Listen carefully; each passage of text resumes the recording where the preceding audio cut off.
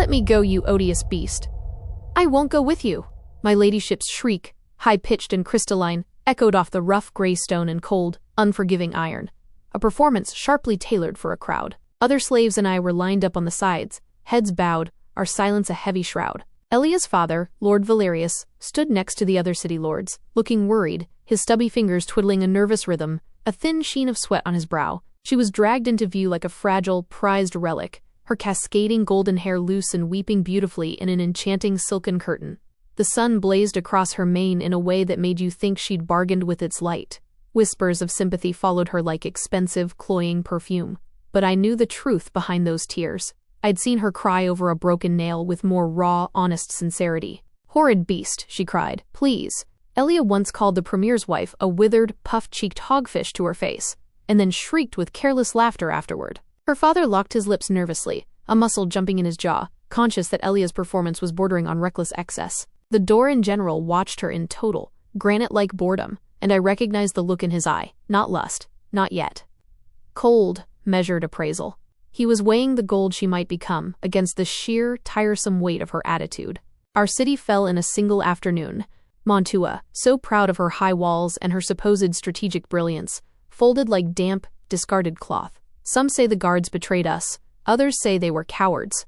I say it was about time this sordid, rotting city fell. "I present to you, Lady Elia," said a tall warrior, gently shoving her forward. She finally managed to snatch off his grip. Elia lifted her chin proudly.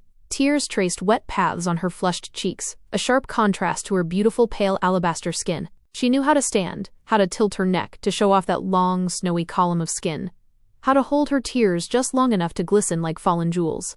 She'd studied the anatomy of desire like a scholar studies ancient, critical maps. Every gesture was a calculated maneuver of war. "I will not go with you, you crude barbarian," she spat. The general's response was swift and chillingly efficient. "Very well." He turned to the trembling premier. "I will not take an unwilling wench." His voice was deep and rasping, like dragged gravel. The premier looked appealingly to Elia's father. Elia's eyes darted like trapped birds between her father and the premier, realizing she had fatally overplayed the part of the unwilling damsel. Elia's father stepped forward with a nervous, sweaty smile. "She was willing just this morning." He blundered the truth. Elia's lips pressed into a thin, furious line. The general then turned toward her with a slow, challenging raised brow. "If you wish to stay with your kinsman, you can. I shall not force you." She took a deep breath, realizing her carefully constructed plan was falling apart. For it was her plan to be offered as a coveted gift to the Doran general. "I am sorry, my lord," she said in a much calmer, schooled voice. "Forgive me, nerves got the better of me. It burns me knowing I won't see my homeland once more, but I was promised to you, and so I shall stay with you." Her speech was clear and perfectly moderated. The general did not respond to her words, boredom still coating his features. With a curt nod to his second-in-command, she was effortlessly hoisted onto a muscular gray mare like an offering. There was now a stifling silence in the courtyard, and it stank of bitter surrender. Servants skulked, watching their old masters cower, unsure whether to cheer or tremble. Me? I'd made my decision. I wanted out of the city's wreckage. I stepped from the shadows, feigning abject panic. "My lady. My poor dear lady," I cried, loud enough for the horses to twitch restlessly. I threw myself to my knees. No one stopped me. No one cared as I approached her, but they were suddenly on tense, high alert. "Please, let me serve her. She can't survive without me." I kept my head bowed, but I saw his boots shift, grinding a pebble under the leather. The general's. A subtle hand gesture, and the soldiers made no move to strike me. Elia watched me like a coiled, ready viper. "You?" she hissed as I scrambled to her side. "What game are you playing, filthy worm?" The words were said under her breath, venomous and low. "Your mask is slipping," I murmured. She flicked her head in a way that snapped her performance back into place, tears glistening again. I had to admire it. She never stayed off balance for long. But I knew she realized how much of an asset I would be. Up until age 11, I was a rat scrambling in the damp, narrow streets of Mantua. Her glossy eyes turned to the general. "Please."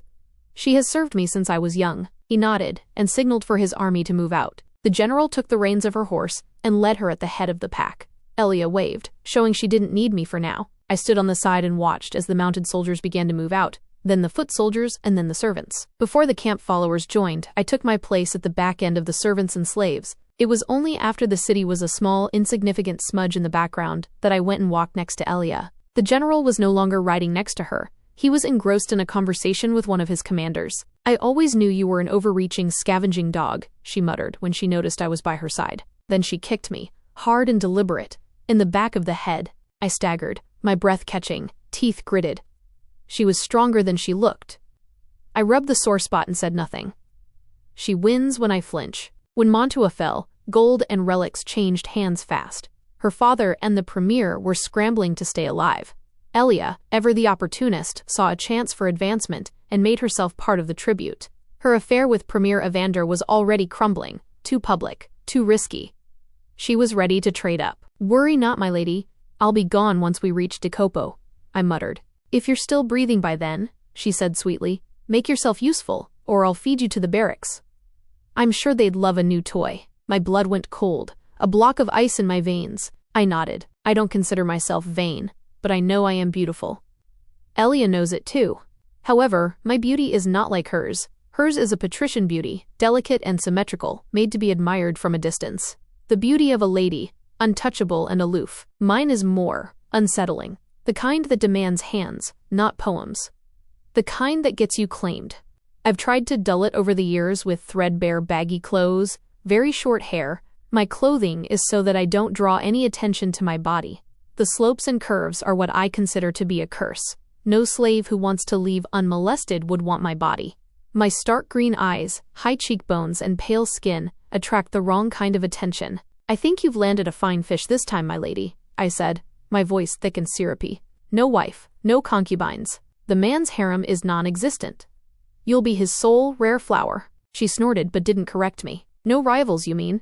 She said after a pause. That's important. Her voice had that hungry, razor-sharp edge again. Hard, hungry. She's always thinking 2 steps ahead. I'm not sure she even knows how to want someone who can't give her something. What did you find out? She asked. About him. Camp followers say he's immensely rich. Ruthless. Might be heir to the Supreme King. She didn't blink. Pregnant by the heir to the empire, she whispered, a dark thrill in the words. Wouldn't that be poetic? Her fingers toyed with a lock of her silky hair. But there's ruthless calculation in the way she watched the horizon. I smirked. She didn't act better than the low-born women she tended to look down on. I'm not like those tavern girls, she said, as if answering my inner musings, though I know how to keep a man wanting. I'm no whore. She believed it. She always has. The ladies of Mantua, however, would beg to differ. She'd been with the majority of their husbands. Commander Finn, second in command to the general, rode up. His eyes clung to her like vining ivy. Poor man. She'll bleed him dry, and he'll thank her. For you, my lady. He offered her bread and cheese, like it was a heavy necklace of prize rubies. Do you take all your meals on horseback? She asked, lifting a perfect brow and hesitantly taking the food. I thought you might be hungry. I am. She took it. She's yours? Finn gestured at me. A burden, Elia said dismissively. Ignore her. She's got spirit, he said, eyes accusing me. I drew my shawl lower towards my forehead and looked down, feigning meekness. And you love to wrestle with pigs in the mud, I imagine, she commented to him, utterly unimpressed. He slightly flinched. I raised my brows. Elia didn't know that Commander Finn was also the Supreme King's son. He then smiled at her, showing his dimples to their full extent. I imagine the lady is in a foul mood. She snorted, but I could tell she was taken by his looks, for he was good-looking. He bowed his head slightly and said before he rode off, Then we shall converse when your spirits are better. I turned to look as his horse joined his brothers at the front of the procession. The 2 men were similar in some ways but also different, starting with those eyes. While Finn's eyes were a clear blue, the general's were a light brown, almost golden, like amber against pale sunlight. Whore tricks, she muttered at me. Don't try them here. I wouldn't dare, my lady. I quickly answered, but her eyes raked me again, and I knew she was weighing what I was, what I could become, if I wanted. When we made camp, I was bone-tired and starving. Commander Finn helped Elia down.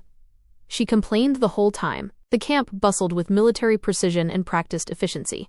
I was grateful I wasn't ordered to do anything. Inside Elia's tent, I began making her bed. She then entered, already dissatisfied with her accommodations. Tell the men to draw me a bath. I smell like the dust and sweat of the road. I nodded and went outside. Lady Elia wishes to speak with you, I told the guards instead.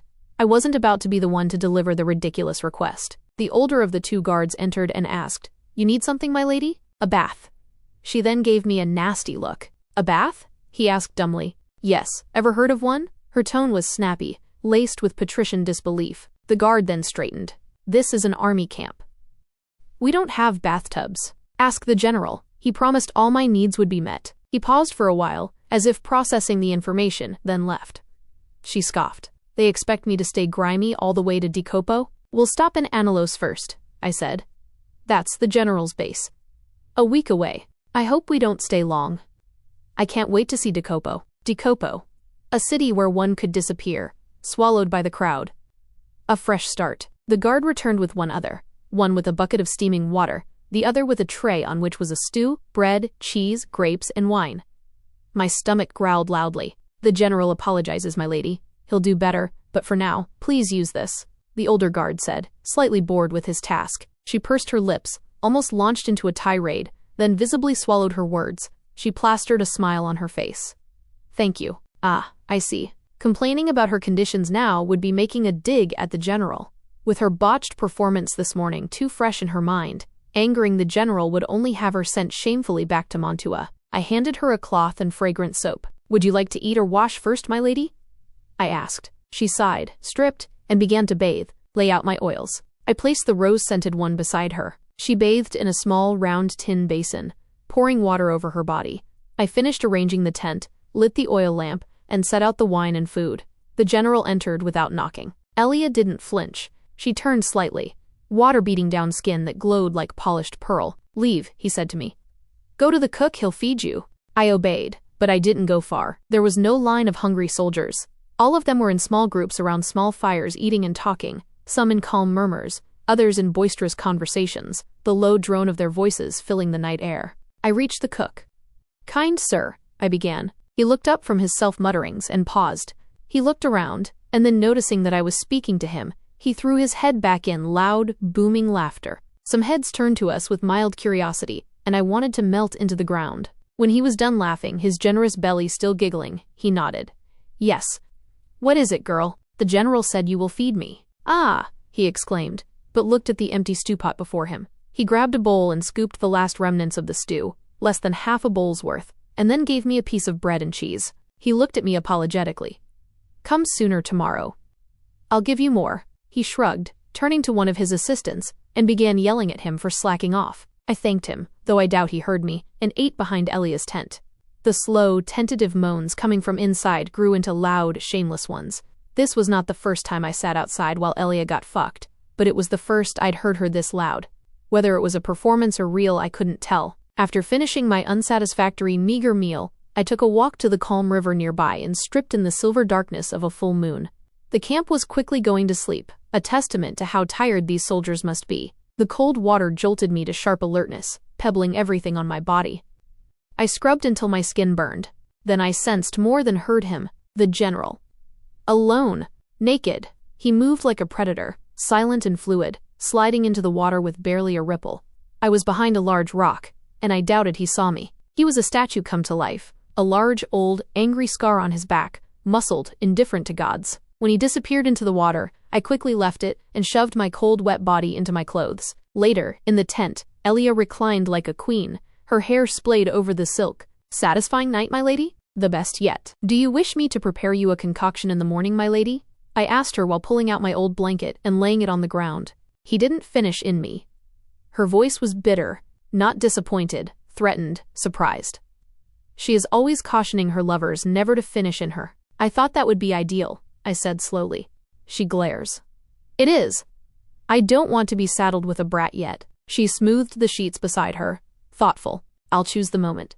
I'll give him a child when it benefits me, not before." I said nothing, because I didn't know if she was telling me or trying to convince herself. Chapter 2. The General's Gaze. My excitement about leaving Mantua had completely vanished days into the journey. The scenery I'd found enchanting just yesterday now looked parched, desolate, and lifeless. My feet ached with raw, burning pain. The sun was a punishing, relentless hammer overhead. My stomach was hollow, and I was utterly miserable. Elia sat poised on her mount, a thick silk-pink veil protecting her from the sun, an apple in hand, watching me with smug, knowing eyes. She was halfway through the fruit when, with deliberate carelessness, she tossed the half-eaten core to the ground. It was promptly crushed under the hooves of passing soldiers.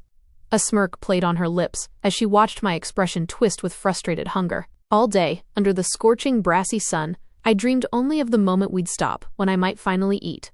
When we did, my gaze was drawn hungrily toward the cooking station, where the camp cooks worked with brisk, practiced efficiency, setting up large sooty pots and unpacking supplies. As soon as Elia's tent was pitched, and her belongings moved inside, I rushed to arrange her oils and prepare for her wash. One of the guards, the older one who I'd come to know was called Ash, stood nearby, and I approached him. "Where do I get her ladyship's meals?" I asked. He nodded toward the cooking area. "Over there." It was presumptuous, I knew. The general might want to dine with her, but my stomach twisted with acute emptiness. I walked over anyway. "Good evening, good sir," I said to the head cook, who stirred a smaller pot while directing others. He glanced at me and chuckled. "Good sir, indeed. I hope I'm not too early for her ladyship's supper?" He shook his head. "It's nearly ready. Sit there. I'll be back. Still need to attend to her." I waved off the seat and returned to the tent. Elia was already inside, dressed in a nightgown so sheer it bordered on scandalous. She was quick with her wash today. The purple fabric clung to her skin, lighter around her breasts and between her thighs. Intentionally so, I suspected. Nothing was left to the imagination. She glanced up, clearly disappointed that it was only me. "Just me, my lady," I murmured, lowering my eyes. She scoffed. "I can't wait to get to Daikopo so that you can disappear." So could I. "I checked on your meal.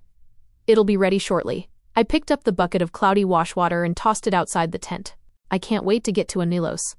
I need a proper bath." I said nothing. She wasn't talking to me so much as addressing the canvas walls. When I was finished inside, I returned to the cooking station. The sun had set. The head cook filled a bowl with thick soup, added hot flatbread, a wedge of cheese, grapes, an apple, a tangerine, and a skin of red wine. My own portion came separately, blessedly similar, minus the fruit and wine. As I carried her tray back, I quietly slipped the apple and tangerine into my pocket. Only the grapes remained. I stashed my own meal beside the tent, concealed in shadow. Inside, I poured the wine into 2 glasses as per her instructions, handing her one as the rich scent curled into the air. My head covering slipped. Her eyes flicked up.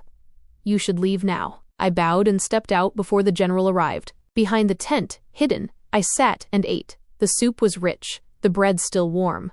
My stomach filled for the first time in days. The apple and tangerine felt like heavy treasure in my pocket. I'd save them for tomorrow. Far from Elia's watchful eyes, of course. There was a sense of anticipation in the camp. After weeks on the road, longer for the soldiers, we'd finally reach Anilos tomorrow. Tonight would be the last night many slept under canvas. Rain threatened. More tents went up as soldiers prepared for a storm. Still outside, the first raindrops landed. The camp quieted as men retreated to shelter. But from inside the tent I heard moaning, as I'd heard every day. Usually I waited until the general left, but the rain was fierce, soaking through my cloak. I slipped inside and hid in the darkened corner. The tent was lit by one low lamp.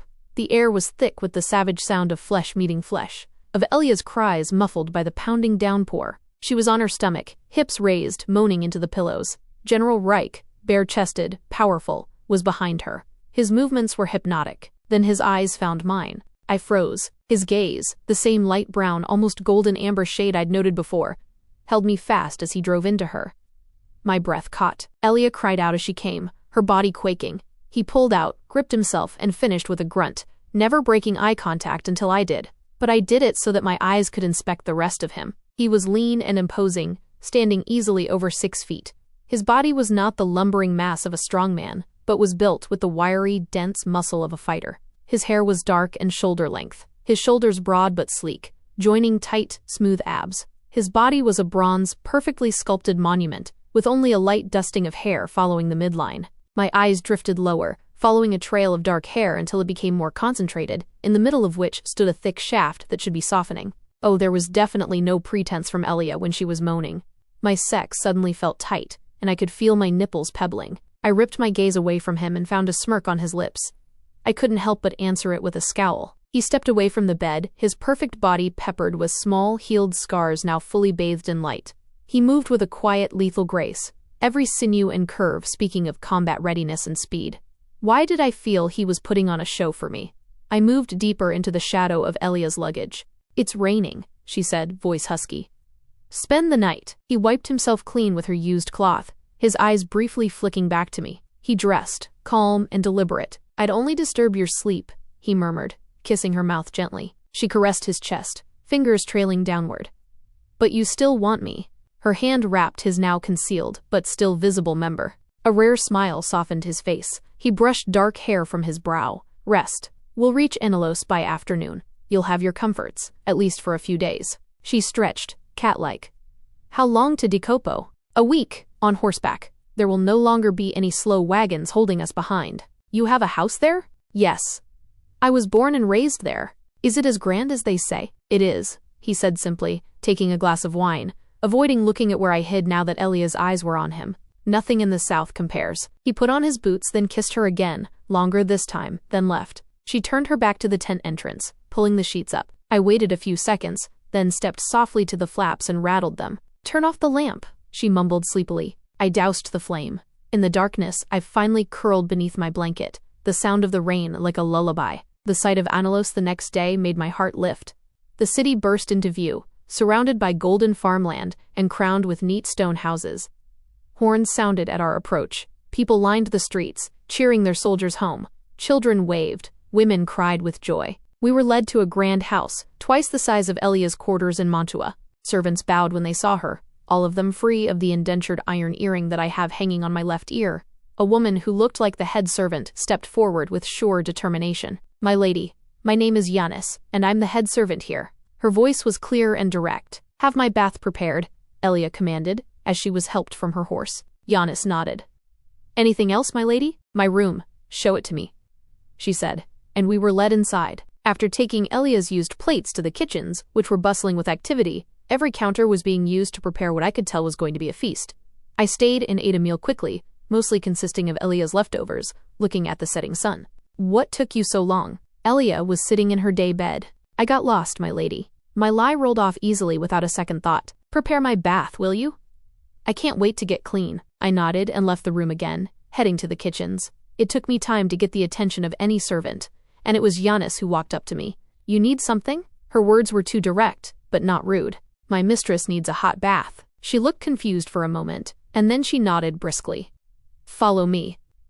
And I did. When we reached Elia's room, she bowed to Elia wordlessly and led me to the bathing room behind a door I was too cowardly to open. There, I found a large white tub with blue mosaic flooring covering the floor and walls. On the side was what I suppose was the latrine.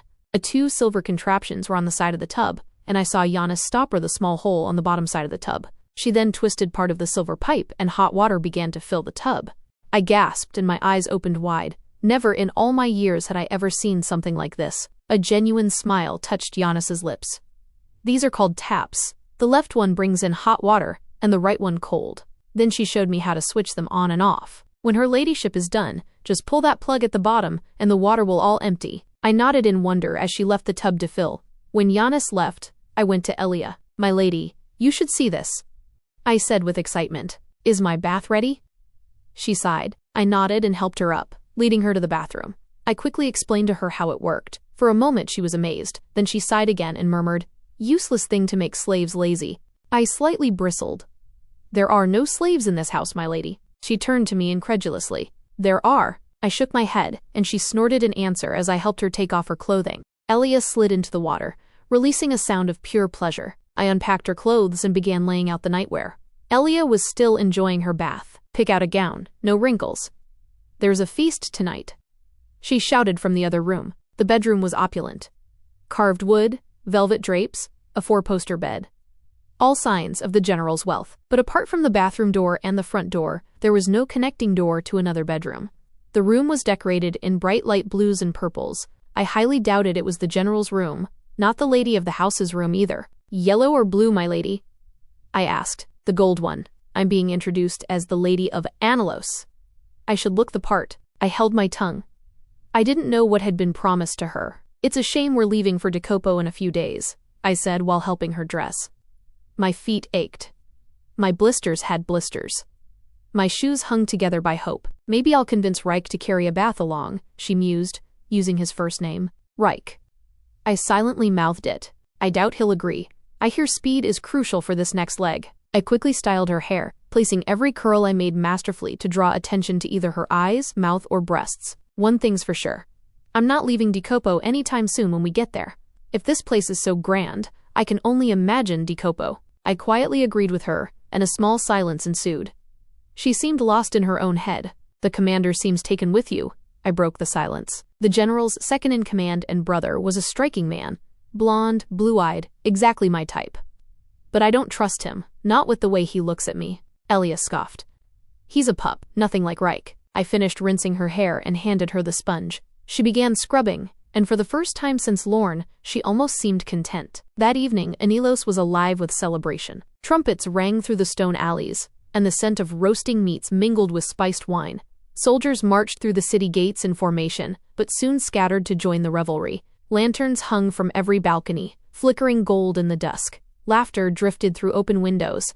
It felt like the whole city was exhaling after a long-held breath. Inside the general's house, I fastened the final clasp of Elia's golden gown. It draped her like sunlight, hugging her waist and pooling around her feet. "Fetch my earrings," she commanded.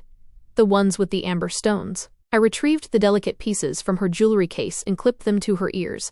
She tilted her head to inspect herself in the mirror, fingers smoothing her dark hair, which I had arranged in an elegant knot. She looked regal. Dangerous, even. "I should have been born here," she said, admiring her reflection. The door creaked open. Giannis, the house servant, entered. "The general awaits you in the grand hall, my lady." Elia smiled at herself one last time.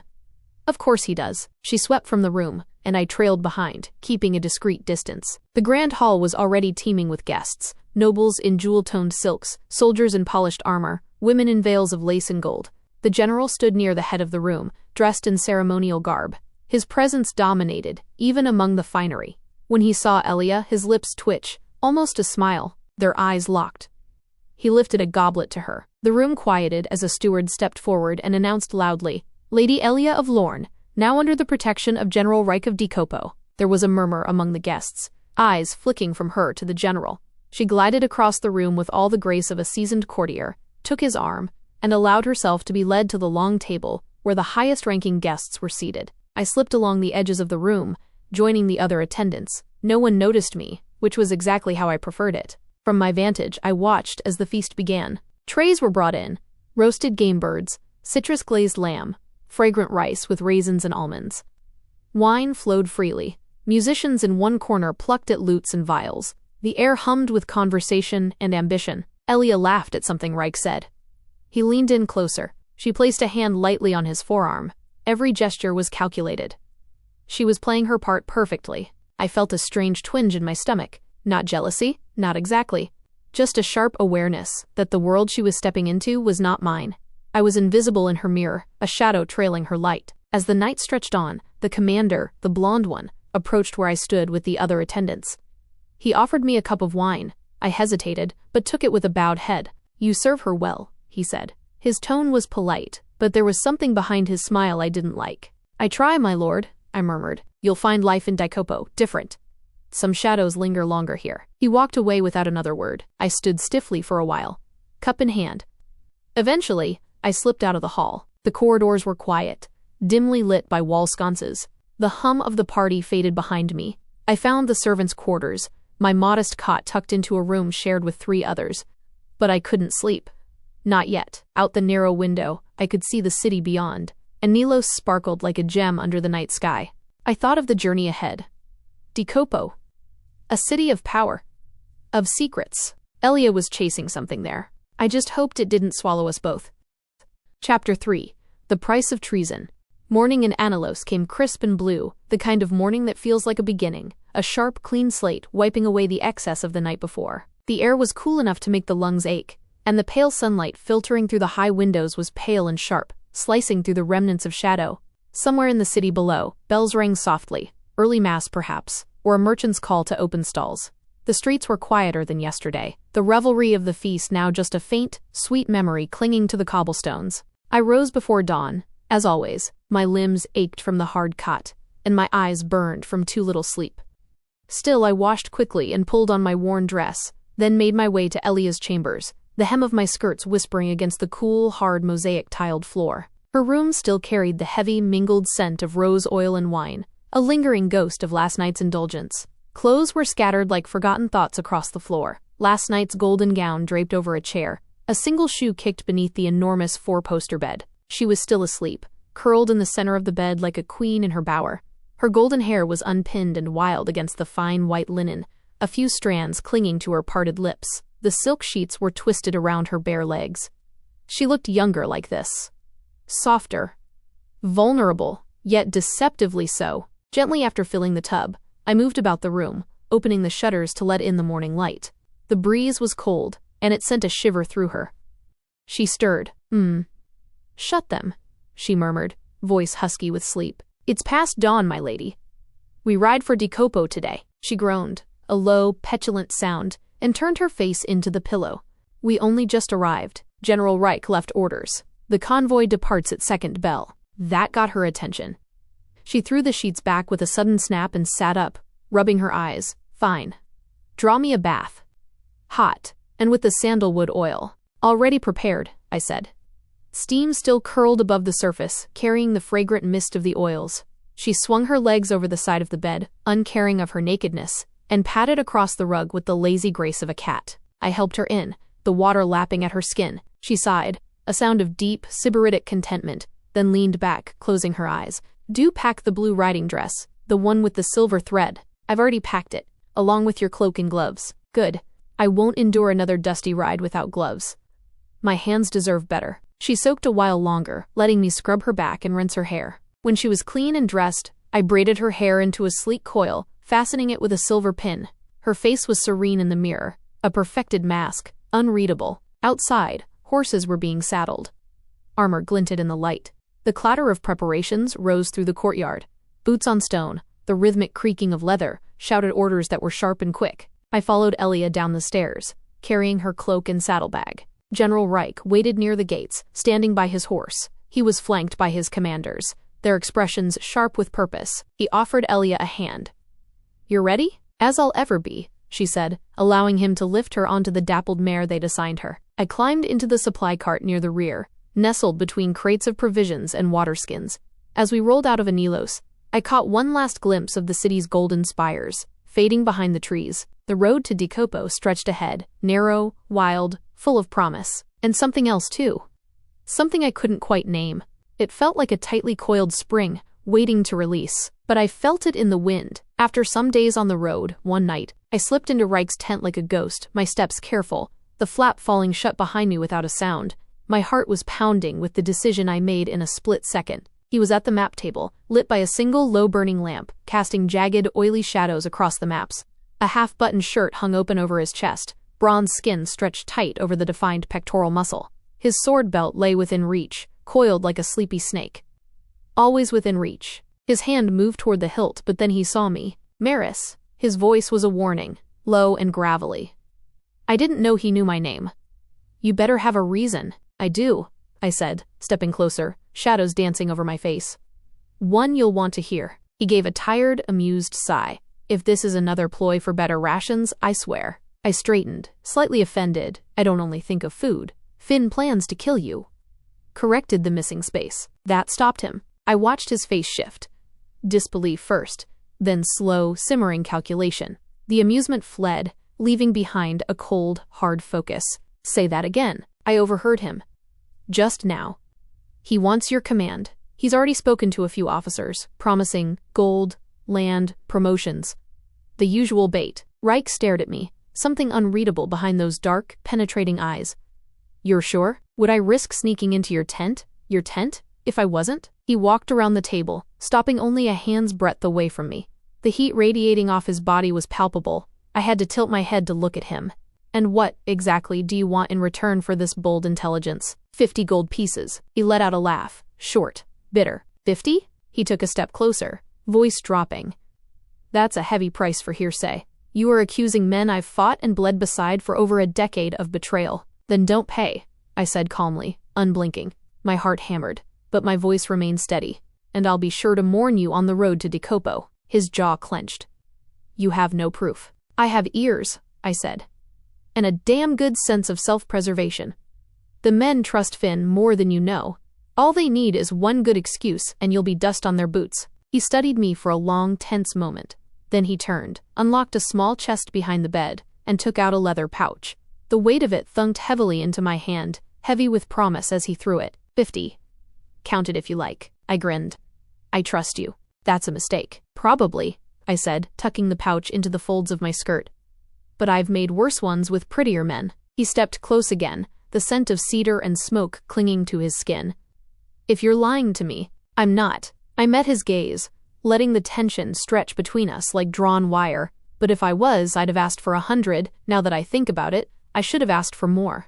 I'm sure you value your life with more than 50 mere pieces of gold. He smiled then, slow, reluctant, dangerous. A brief, wolfish flash of teeth. Mere, huh? You're playing a dangerous game, Maris. It's the only one I know. He said nothing else, just watched me as I stepped backward, the gold warming against my thigh. At the tent flap, I turned. He said he'd wait until we were a day from Decopo. So I'd estimate the day after tomorrow. Ryke's voice was cold steel. Then I'll make sure he never goes through with the plan. And I slipped out into the night, not quite a hero, not quite a traitor, just a woman with full pockets, and a secret no one else dared carry. The next night, I crouched in the shadows behind the canvas of the supply cart, heart pounding in my throat, touching my pouch of gold for comfort. The firelight flickered across the camp, dancing on steel, casting long, crooked shadows. Something felt off. Too quiet, too tense.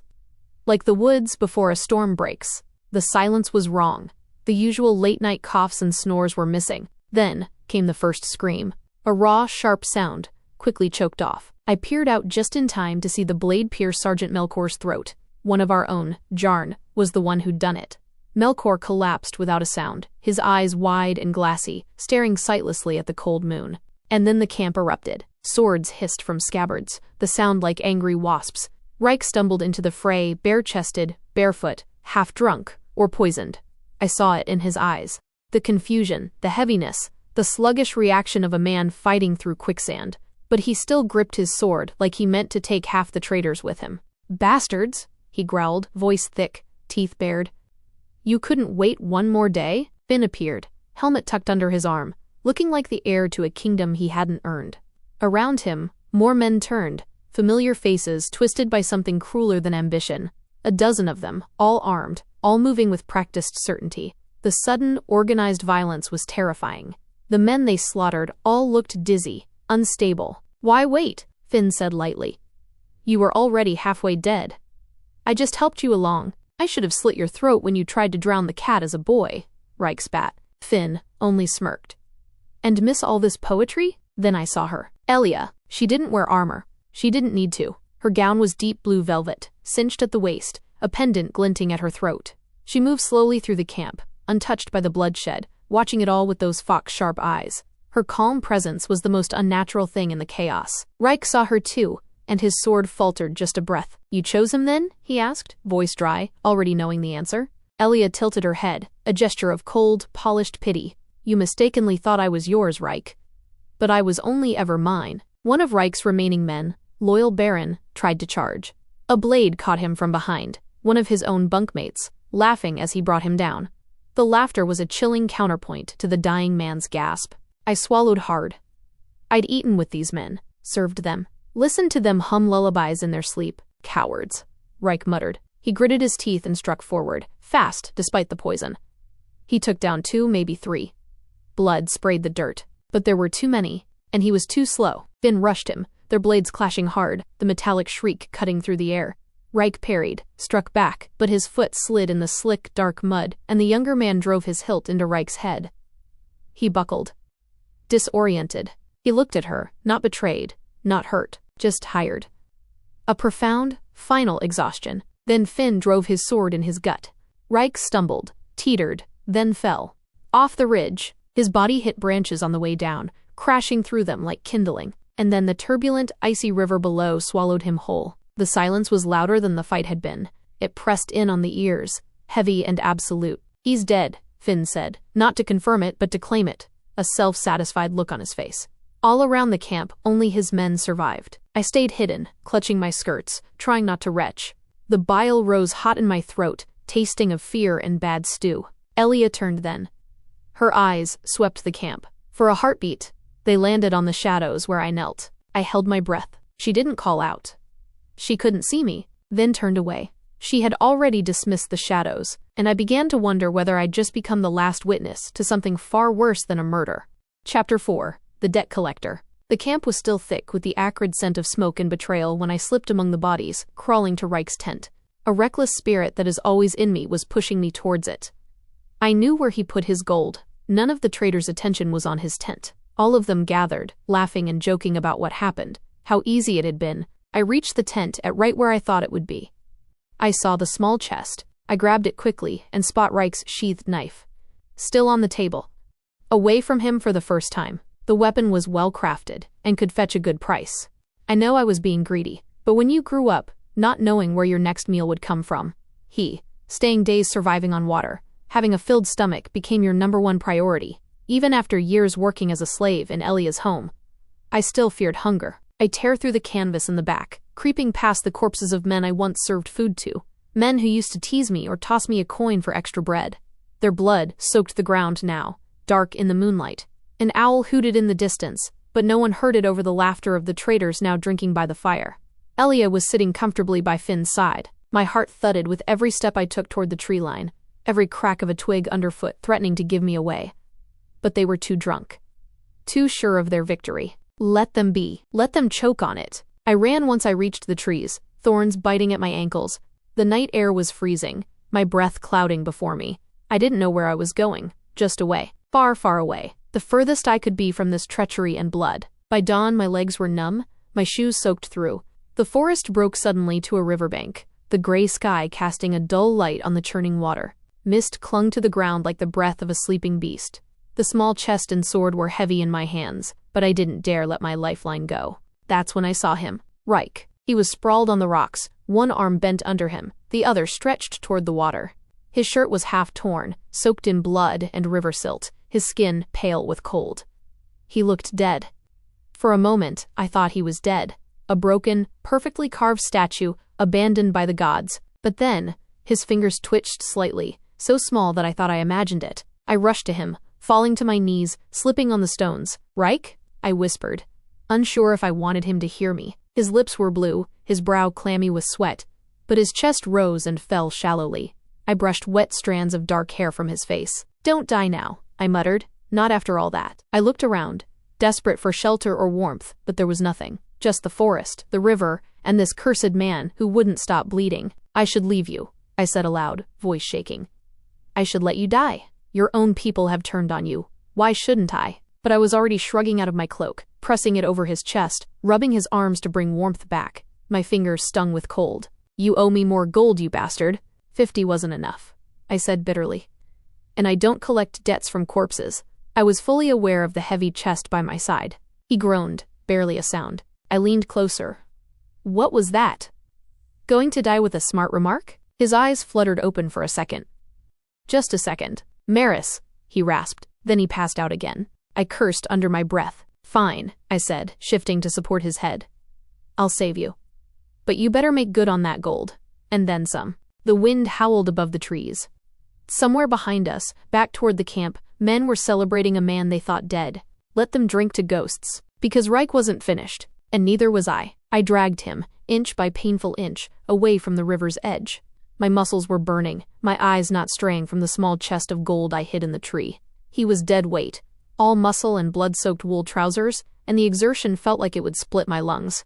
I followed the riverbank downstream, hoping the rushing water would mask any trail we left if they came looking for him. After nearly an hour of grueling work, I managed to drag him into a shallow, dark cave, hidden beneath a thicket of weeping willows. It was small, barely enough room to lie down, but it was dry and hidden. I looked back at the distance I covered, a pathetic one. I pulled Ryke inside, letting him slump against the damp stone wall. He was shivering violently. His breath was ragged, shallow gasps torn from his chest. I head back to get the chest of gold and sword, catching my breath. I walked back to the cave and knelt beside him, my fingers already exploring the damage. The worst was the gut wound. It was deep, crusted with blood and mud. His head was bruised, and his side was just a nasty bruise, thankfully, but he had several smaller gashes on his arms and legs from the fall. The cold and the gut wound were the real killers. I moved him to see if it went through, and was glad the sword didn't go right through him. His lips were almost black now. I needed fire, and I needed to stop the bleeding, which was starting up again. Using my last piece of relatively clean cloth, the scarf I used to cover my hair, I gently washed the head wound with river water, wincing as he moaned. It bled less now, but I could feel the ragged edges of the cut. I tied the cloth tight around his waist to staunch the flow. Next, the fire. I crept out to the willows and snapped off as many dry twigs as I could find, then dug through my pockets. The 50 gold pieces were still there, thankfully, but that wasn't what I needed. I pulled out the tinderbox I always carried, a habit from my street days. The fire sputtered to life, small and hesitant, then caught hold. I piled on more wood, and the cave filled with precious warmth. The smell of cedar and damp earth was quickly replaced by the scent of smoke and healing heat. I watched Ryke's face soften as the cold slowly receded, his body covered with my cloak. He was beautiful, even when nearly dead, his features sharp and dominant, the light dusting of hair across his chest now visible in the orange glow. I allowed myself only a moment of that dangerous appreciation before my pragmatism kicked in. He needed broth, not just heat. He needed real healing. Maris. His voice was raspy, closer now. You're awake, I said, leaning over him. Don't waste your breath. You nearly died trying to save your brother a decent burial. Then, he tried to sit up, but a sharp wince stopped him. The men? Traitors. They're celebrating your death right now. Elia is with them, already warming Finn's bed, I'd wager. I didn't soften the blow.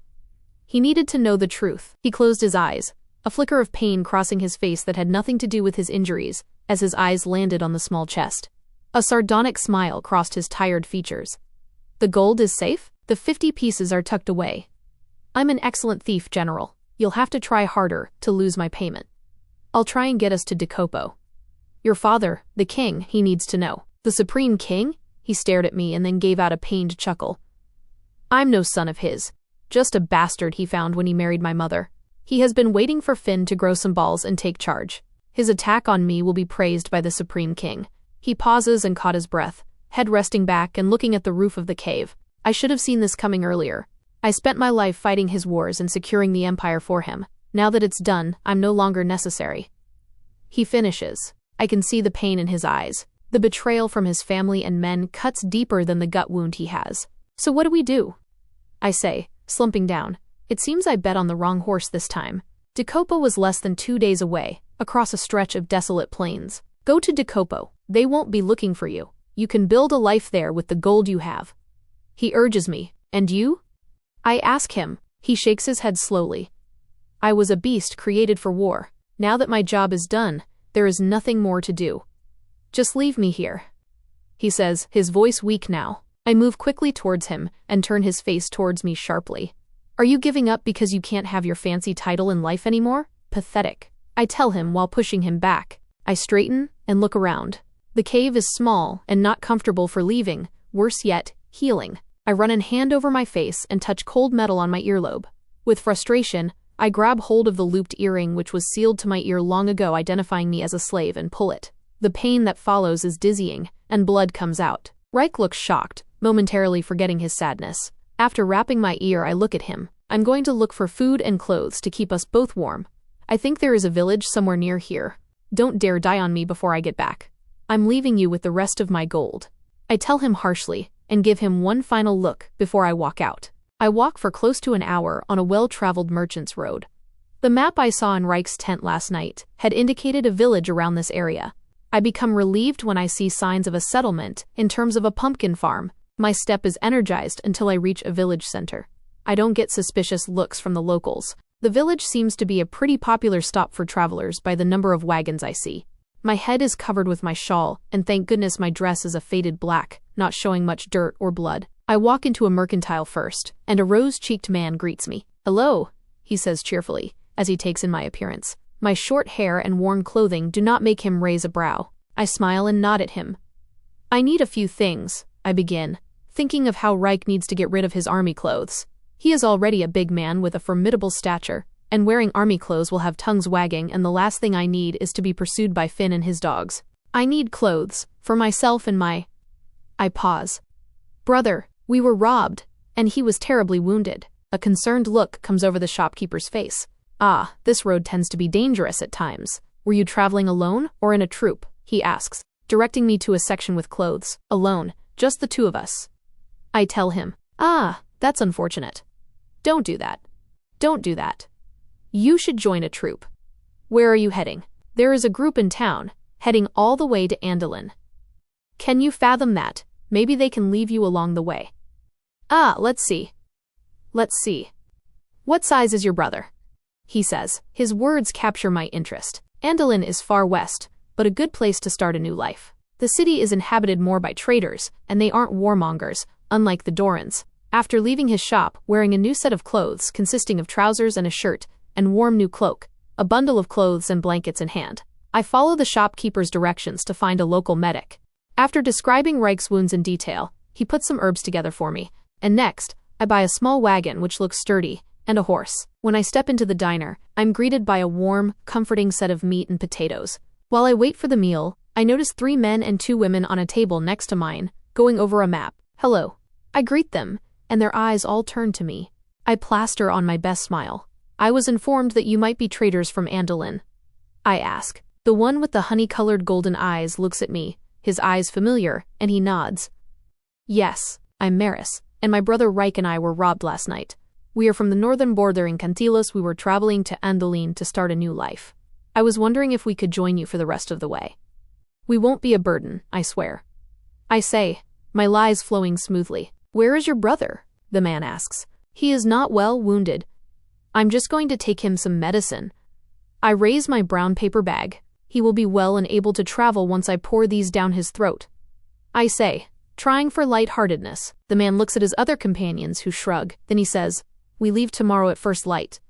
If you can make it, then you can join us. A woman brings my food to the table, and I nod thanks to her, then get up. Thank you, mister, I say, drifting off. Robin, just Robin, he says, smiling, his handsome, kind features lighting up. Robin, my brother and I are very grateful, I say as I walk out of the diner. The journey back to the cave is much shorter with a horse. I lead the wagon and horse as close as possible to the cave I left Ryke. I enter and find the fire has died down. Ryke passed out again, his breaths shallow. Ryke. I call out his name. I do it a few times before his eyelids flutter open. He looks around, confused. Where am I? He asks, shivering, but a sweat coats his body. I look at the sky outside the cave and know it's going to rain all night. I need you to help me get us to the wagon.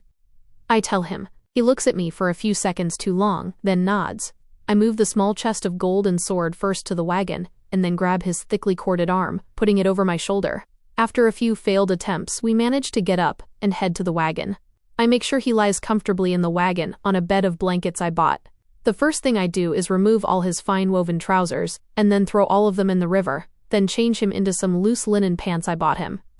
When I manage to tend his wounds, I apply the medicine, and after unsuccessfully trying to feed him, I decide to drive the wagon back to the village center. The sun is almost going down when I approach the village once more, and, packing the wagon next to the others, I check on Ryke again. He looks worse now and I go back to the medic, calling him to tend to Ryke. I'm standing outside the wagon when Robin passes by, ready for tomorrow.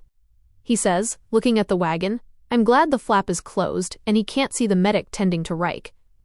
Should he see his real condition, he might refuse for us to come with him. I nod. I just need some advice for what we might need for the rest of the journey. I ask him, what do you have? I shake my head. This wagon, and some blankets and a few clothes. Get more food.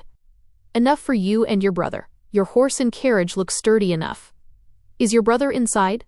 He asks. I clear my throat. Yes, but he is passed out after the medicine. I say, leading him to the store, not wanting him to meet the medic when he comes out of the wagon. We enter the mercantile shop once more, and Robin helps me pick out things we need for the journey. When we are done, he helps me get back to the wagon, carrying the load, and I turn him away quickly so that he goes. After some long minutes, the medic comes out. You are back. I manage to stitch him up as best as I could. He says, just make sure he doesn't open up his stitches, and he gets enough sleep. You say you were attacked? Lucky he is a strong man, because the wounds are very deep. I nod and give him his payment. My eyes widen when I see a group of riders come in, dressed in the dark red colors of the army. I get into the wagon quickly. Golden hair shines on one of the riders. Elia. I watch as they approach the inn. They look tired and haggard. Signs of a night spent drinking. The wagon wheels began to turn before the sky had fully decided on its color. First light came in thin silver ribbons over the tree line, barely enough to see by, but Robin's group wasted none of it. There was a low efficiency to how they packed up, no shouted commands, no ceremony, just the quiet, practiced rhythm of people who had done this many times before. Horses were hitched, loads were secured, and within minutes the small convoy was rolling out of the village center on the Merchants' Road heading west. I sat at the front of our wagon, reins in hand, and I did not look back once. Not at the village, not at the road behind us, not at the direction from which those dark red riders had come last night, exhausted and flushed with cheap victory and cheaper wine.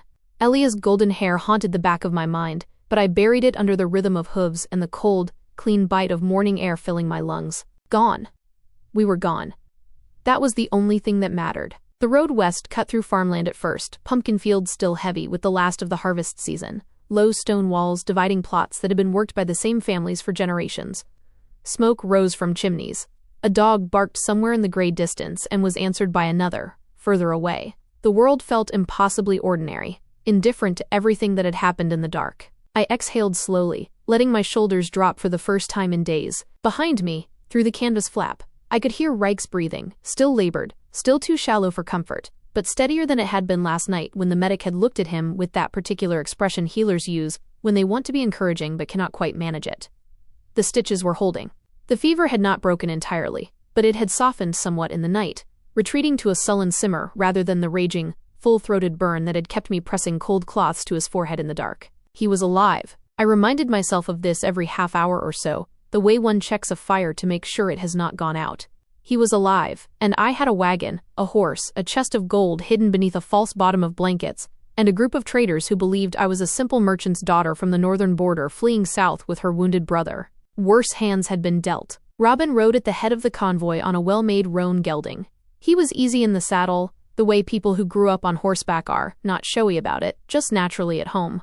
This morning he wore a plain brown traveling coat, and with the hood up against the cold he looked like any other road-weathered trader. But I had noticed small things about Robin in our brief exchange the night before. The quality of his boots, the particular way he listened fully, without the restless impatience of men who are merely waiting to speak. The faint but unmistakable air of someone accustomed to being deferred to, who had learned, carefully, how not to show it. I filed that observation away and kept my eyes on the road. Ryke woke mid-morning, when the farmland had given way to open scrubland, and the sun had finally committed to rising properly. I heard the shift of his weight behind me, the low, bitten-off sound that men make when they forget, just for a moment, that they are injured. "Don't sit up fast," I said without turning around. A pause. Then, hoarsely, "Where are we?" "Moving." I kept my voice low. The nearest wagon in the convoy was a comfortable distance ahead, but voices carry on still mornings. "West of the village." "About 4 hours out." Another pause, longer this time. I heard him adjusting himself against the blankets, the slow, careful movement of a man taking inventory of his damage. "West," he repeated. "West," I confirmed. "Where are we going, Maris?" It was not quite a question. His voice had that quality even half broken, the flat authority of someone who expected answers to arrive promptly and fully formed. I let him wait a moment longer than necessary, adjusting the reins in my hands. "Across the purple sea," I said. "To Andalin." The silence from the back of the wagon was a particular kind of silence, the kind that means the person is thinking hard and not yet ready to speak. "Andalin," he finally said. "Andolin. That's far." "Yes. I know." I glanced back at him briefly through the canvas gap. He was propped against the wagon wall, my cloak still bundled around his torso, his dark hair lank with old sweat against his jaw. He looked terrible and beautiful at the same time.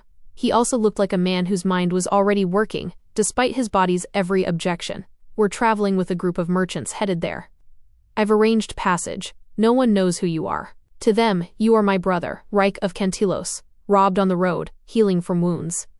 Try to look pathetic if anyone sees you." His eyes, that particular amber-light brown, found mine through the gap. "Andalin," he said again, slower this time, as if tasting it. "I hear it's matriarchal. Your Doran army colors mean nothing there. They care more about making money than making wars. Sounds like my kind of kingdom, really. Finn's reach doesn't extend across the Purple Sea. Your warmongering didn't reach that far, thank goodness. We will be invisible."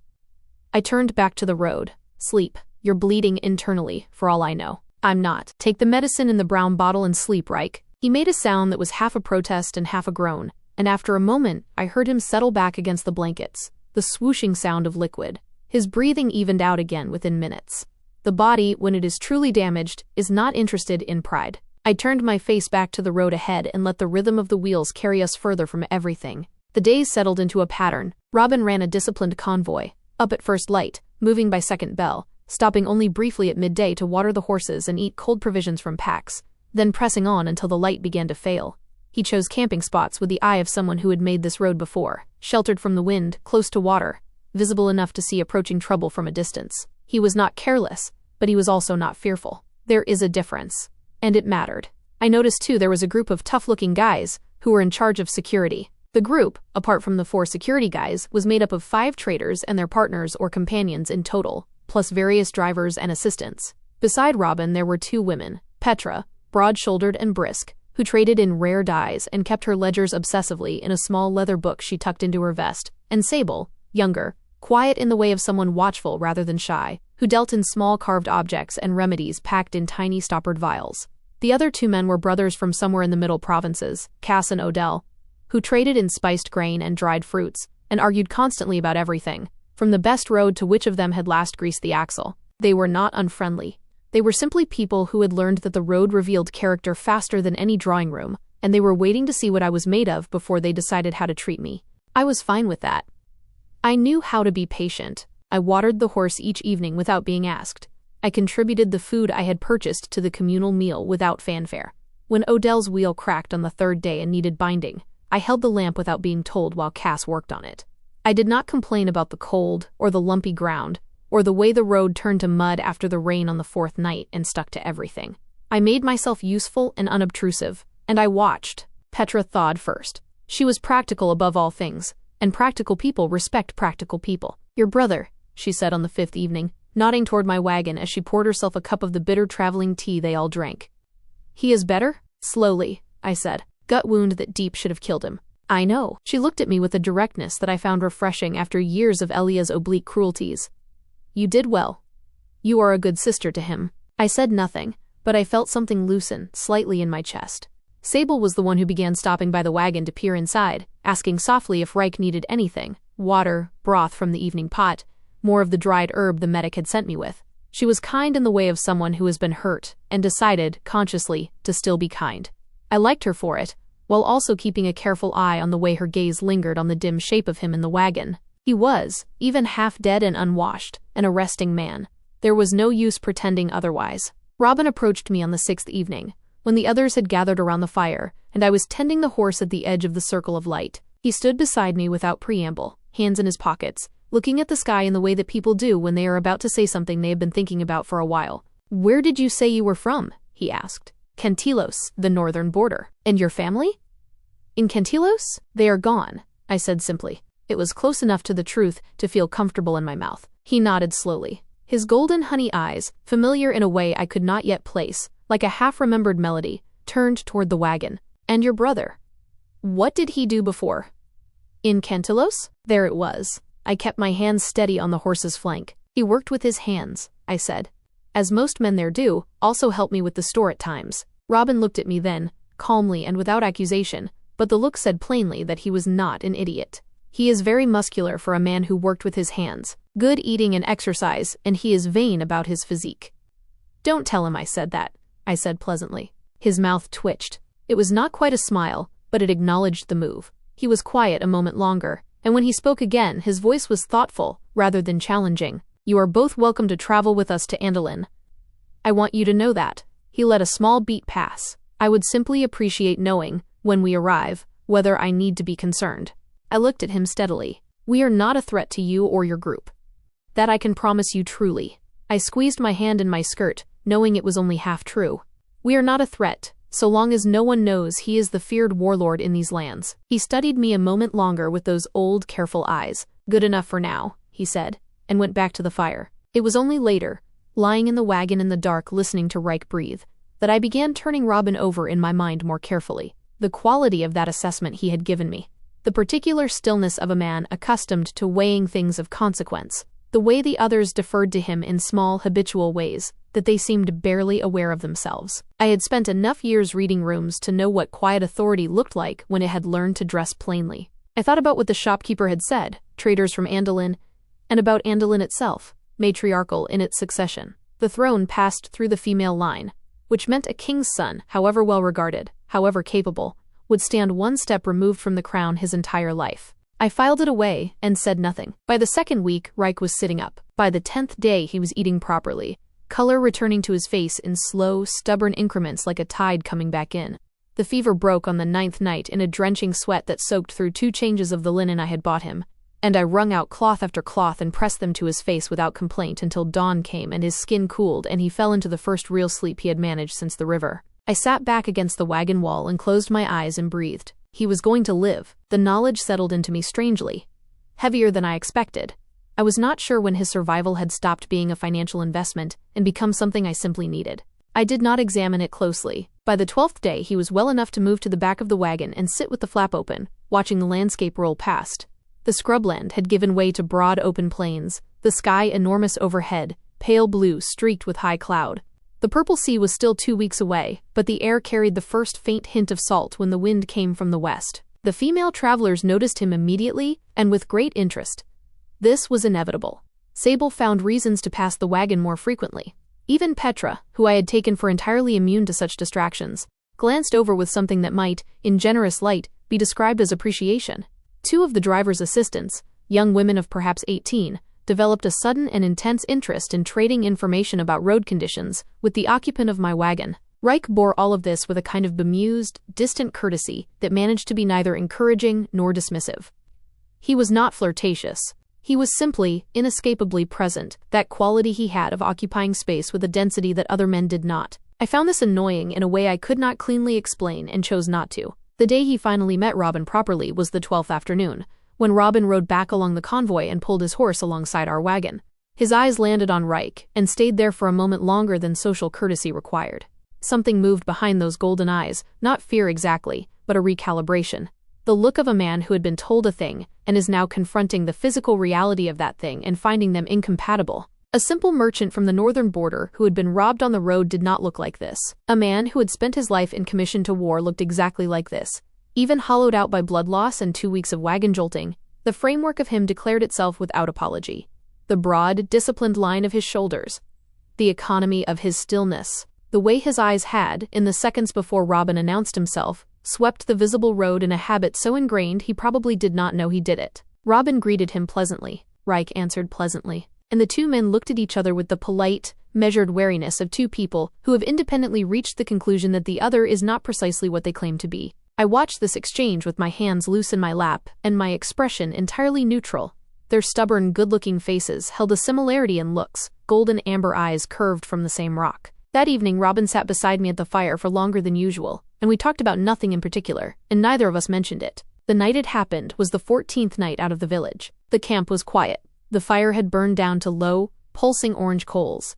Outside, the sound of the plains at night whined in the dry grass, a distant bird, the soft, rhythmic breathing of sleeping people. I was on my side in the wagon, not quite asleep, doing the accounting I always did in the dark, how far we had come, how far remained, what I would do when we reached Andalin, how long the gold would last, whether a woman with a slave earring hole still healing in her left earlobe and no family name and a very flexible relationship with the truth could build something in a city she had never seen. Behind me, Ryke shifted. Then shifted again. Then again. I turned over. He was on his back, staring at the canvas ceiling, jaw set, one arm bent beneath his head. In the faint light coming through the wagon's seams, he looked like a man conducting a thorough, unsuccessful argument with himself. "What is wrong with you?" I whispered. He turned his head to look at me. In the dark, his eyes were unreadable. He was quiet for long enough that I thought he had decided not to answer. Then, "Would you have sex with me?" I stared at him. Not a question so much as the blunt utterance of a man who has spent 2 weeks horizontal and is apparently done with subtlety. A very proper, very outraged sound left my mouth before I could stop it. I pressed my lips together and turned away and then turned back, because the outrage needed somewhere to go. "You," I began. He waited. That is, I tried again. He continued to wait, with the infuriating patience of a man who has asked a direct question and is not going to pretend he hasn't. The thing was, and this was the problem, that I had seen him. Weeks ago now. Silver moonlight on dark water, the lean plains of him sliding into the river without a ripple. I had looked and I had looked away and I had been looking away, deliberately, ever since. And it had cost me more effort than I intended to admit. And I had stitched him back together with my own hands. I had pressed cloth to his wounds and felt his pulse with my fingertips, and held a lamp over his body in a cave, and told myself that the assessment I was conducting was purely medical. I was, in certain important respects, a liar. I pushed the blanket aside and swung one knee over him, settling my weight with the practicality of a woman who has decided something and is not going to make theater of it. His breath caught, the first truly unguarded sound I had ever heard from him, and his hands came to my hips, not pulling, just resting there with a tension in them that told me everything. I leaned down until my lips were at his ear. "Not a sound," I said. "There are people 6 feet away." He made a sound that was half laugh and entirely suppressed. I felt the heat of him through the thin fabric of my clothes, a searing, physical presence that seemed to fill the cramped space of the wagon. When his hands finally moved, they were broad and heavy, his calloused palms sliding upward from my hips to find the bare skin beneath my shirt. The friction of his rough skin against mine sent a sharp, electric jolt through my spine that made my toes curl against the blankets. He was solid, a landscape of hard muscle and healing scars, and the sheer weight of him beneath me felt like an anchor. His fingers dug into the soft flesh of my waist with a controlled urgency, pulling me down until there was no space left between us. I could feel the frantic, heavy thud of his heart against my own chest, a wild rhythm that matched the desperate pace of my breathing. Every time I moved, his jaw tightened until the bones stood out in sharp relief, his eyes narrowing as he fought to keep the low, guttural roar in his throat from breaking the silence of the camp. The scent of him, cedar and rain, and the lingering musk of wood smoke was everywhere, thick enough to swallow. I pressed my face into the hollow of his neck, my lips finding the hot, pulsing line of his throat. He tasted of salt and heat. When his hands moved lower, the grip he took on me was bruising and certain, an unspoken demand that I answered by arching into him, my own hands tangling in the dark, damp silk of his hair. What followed was a quiet, unhurried, devastatingly thorough thing. The particular intensity of two people who are forced by proximity and necessity into absolute silence meant that every sensation was magnified. Every slide of skin against skin, the damp heat of our bodies colliding in the dark, the way his muscles coiled and bunched beneath my touch, it was all focused into a singular sharp point of existence. I bit down on the fabric of his shoulder to stifle a gasp that would have surely alerted the guards, and he buried his face in my hair, his body shuddering with a repressed, violent force that made the wagon boards creak ever so slightly. It was a frantic, hushed desperation, the slide of sweat and the desperate beat of two hearts against a backdrop of sleeping traders. He was a man coming back to life, and he was taking me with him, claiming me with a silent, heavy power that left me breathless and trembling. Afterward, I lay back beside him in the dark, breathing carefully, staring at the canvas ceiling that he had been staring at before. My skin felt overly sensitive to the cool night air, humming with a lingering electricity that I knew wouldn't fade for a long time. He was quiet. So was I. The plane's wind moved against the wagon walls. Somewhere outside, one of the horses shifted and stamped, then was still. I thought, with a clarity that was almost annoying in its directness, that I was in considerable trouble. Not the Finn kind of trouble, not the running for my life kind of trouble which I was at least experienced in navigating. This was a different kind entirely. He was a man built for war by a kingdom that had since tried to discard him. He had nothing now, no title, no army, no allegiance owed to him by anyone. He was a sword without a hand to hold it. And yet, I pressed my fingertips once, briefly, to my lower lip, a gesture so private, I knew he could not see it in the dark. He had, I thought, with a kind of resigned internal honesty, entirely ruined me. Not dramatically, not the way Elia would have dramatized it, with weeping and monologue. Just quietly, thoroughly, the way a good knife makes a clean cut, you barely feel it until you look down and see what has happened. I thought of every other man I had ever briefly, strategically considered and dismissed, and found, to my deep inconvenience, that the comparison now seemed almost comically inadequate. I pulled the blanket up to my chin. "Sleep," I said to the ceiling as much as to him. Beside me, after a moment, I heard the particular quality of silence that means a man is smiling in the dark, and has the good sense not to say so. I closed my eyes. The wagon wheels would turn again at first light. Andalin was still days away, across the purple sea, across the plains, across everything. I had 50 gold pieces, a stolen knife, a man who should be dead and wasn't, and no plan beyond the next horizon. It was, I decided, more than I had started with. I slept. Thank you for listening to part 1 of Warlord. The final conclusion will be arriving later this week. Please subscribe to the channel and turn on bell notifications so you are informed the moment the story continues. If you enjoyed this journey, please like the video and share your theories in the comments. I would love to hear what you think will happen next and where in the world you are listening from. It is always so beautiful to see our global community connected through a single narrative. If you are looking for more sci-fi romance with plenty of heat, make sure to check out the Last Voyage showing on your screen right now. I will see you in the next one. Bye for now.